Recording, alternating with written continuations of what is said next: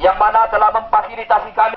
Sebanyak 2 bus dengan puluhan warga desa Sungai Rambutan Indralaya, Uatara, Ogan Ilir mendatangi kantor Camat Indralaya, Uatara. Puluhan yang mengatasnamakan warga desa Sungai Rambutan ini menuntut kades terpilih di desa Sungai Rambutan Indralaya, Uatara, Ogan Ilir untuk tidak dilantik.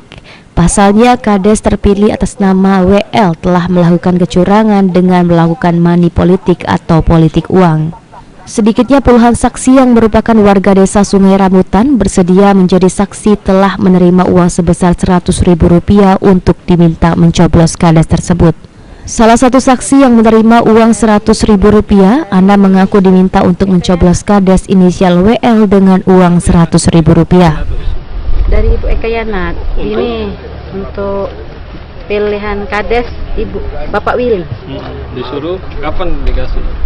Hari Rabu tanggal 20. Sementara itu, koordinator lapangan aksi Agus menjelaskan bahwa sebelum pemilihan dilakukan, oknum kades terpilih inisial WL telah melakukan money politik dengan memberikan uang kepada pemilih dengan besaran Rp100.000 per kepala atau satu mata pilih. Untuk itu, warga desa Sungai Rambutan meminta pihak panitia pemilih tingkat kecamatan untuk membatalkan dan tidak melantik kades desa Sungai Rambutan karena telah melakukan pelanggaran money politik. Calon kepala desa yang nomor urut 4 minta didiskualifikasi, Pak. Jadi alasannya ya karena dia money politik, Pak. Jadi kita itu minta bersih dari money politik, Pak.